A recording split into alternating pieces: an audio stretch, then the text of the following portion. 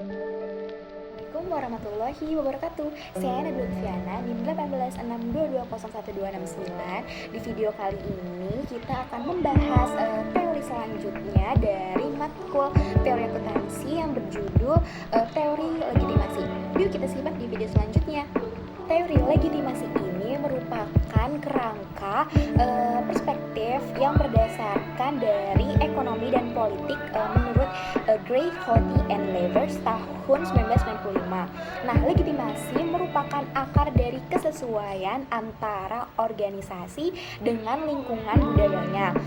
Dan legitimasi ini merupakan pengelolaan perusahaan yang berorientasi pada keberpihakan terhadap masyarakat. Legitimasi ini dianggap sebagai upaya untuk meyakinkan berbagai pihak bahwa tindakan yang telah dilakukan merupakan tindakan yang dibutuhkan dan pantas ataupun sudah sesuai dengan sistem nilai dan norma-norma yang berlaku dan definisi yang dikembangkan secara sosial, yaitu menurut Schuman tahun 2002, legitimasi dapat diberikan oleh orang-orang di luar perusahaan maupun orang-orang di dalam perusahaan. Nah, hal ini menunjukkan bahwa perubahan yang terjadi di dalam nilai dan norma dapat memotivasi bagi perubahan organisasi dan juga suatu sumber tekanan bagi legitimasi organisasi. Dan legitimasi juga merupakan orientasi yang melakukan keberpihakan kepada masyarakat, pemerintah, individu maupun kelompok masyarakat. Nah, menurut Woodward, Edwards, dan Birkin tahun 1996, legitimasi ini merupakan suatu sistem yang mengutamakan keberpihakan atau kepentingan masyarakat. Untuk itu, sistem ini menggunakan operasi perusahaan harus sesuai dengan harapan masyarakat. Dan legitimasi ini dapat diperoleh manakala terdapat kesesuaian antara keberadaan dan perusahaan tidak mengganggu atau sesuai kongruen dengan eksistensi nilai yang ada di dalam masyarakat dan lingkungan. Selanjutnya, ketika terjadi pergeseran menuju ketidaksesuaian, maka pada saat itu legitimasi perusahaan dapat terancam, yaitu menurut Mayer and Scott tahun 2009. Nah, dalam proses teori legitimasi ini, perusahaan akan berlanjut keberadaannya jika masyarakat menyadari bahwa organisasi beroperasi untuk sistem nilai yang sepadan dengan sistem nilai masyarakat itu sendiri.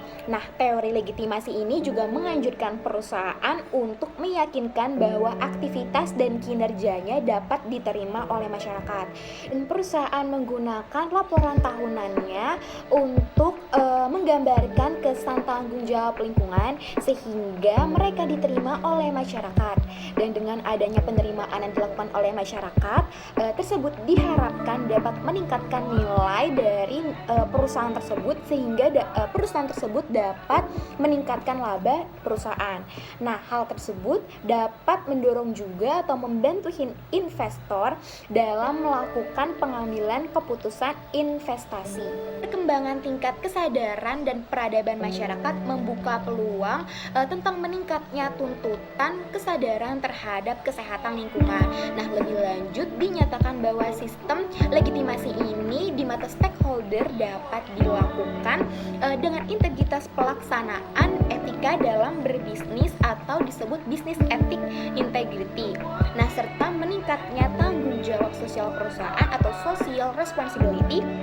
Dan tanggung jawab sosial perusahaan ini memiliki kemanfaatan untuk meningkatkan reputasi perusahaan, menjaga image dan strategi perusahaan, yaitu menurut Carroll and Buchholz tahun 2003. Dan menurut Gray et al. Tahun 1995, suatu organisasi memungkinkan menerapkan 4 strategi legitimasi ketika menghadapi berbagai ancaman untuk menghadapi kegagalan kinerja perusahaan. Dan langkah-langkahnya yaitu yang pertama, mencoba untuk mendidik stakeholder tentang tujuan organisasi untuk meningkatkan kinerjanya. Lalu selanjutnya, mencoba untuk merubah persepsi stakeholder terhadap suatu kejadian dan tetapi tidak merubah kinerja aktual organisasi. Lalu selanjutnya yaitu mengalihkan atau memanipulasi perhatian dari masalah masalah yang menjadi perhatian atau mengkonsentrasikan terhadap beberapa aktivitas positif yang tidak berhubungan dengan kegagalan-kegagalan.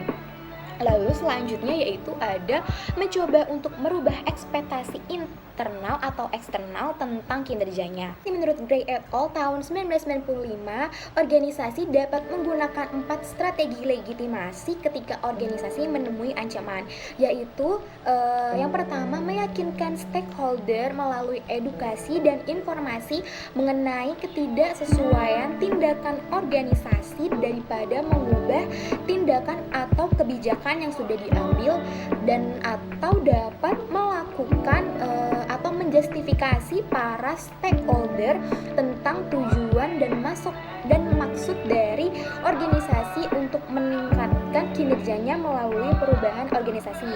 Lalu yang kedua yaitu ada mengubah persepsi organisasi tanpa mengubah kinerja organisasi. Yang ketiga yaitu mengalihkan perhatian dari isu-isu penting ke isu-isu lain yang berhubungan pada jalur yang sesuai dengan melewati pendekatan emotif simbol untuk memanipulasi persepsi stakeholder. Yang terakhir yaitu mengubah ekspektasi eksternal tentang kinerja organisasi, sama seperti sebelumnya. Dan keempat, persepsi di atas itu dapat dilakukan dengan cara mengungkapkan informasi kepada publik seperti pengungkapan dalam annual report. Nah, teori legitimasi ini juga penting terhadap praktek pengungkapan sosial perusahaan. Dan kebanyakan inisiatif sebuah perusahaan mengenai hal utama penangkapan sosial perusahaan dapat ditelusuri pada satu atau lebih strategi legitimasi yang disarankan oleh Blom.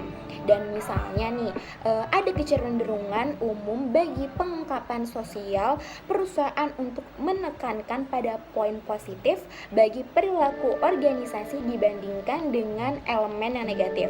Nah, salah satu variabel yang berhubungan dengan teori legitimasi ini yaitu variabel corporate social performance. Dan hubungan antara teori legitimasi dengan corporate social performance yaitu terletak pada pengungkapan sosial perusahaannya. Nah, perusahaan mengungkapkan kinerja sosial perusahaan untuk mendapatkan legitimasi dari stakeholder.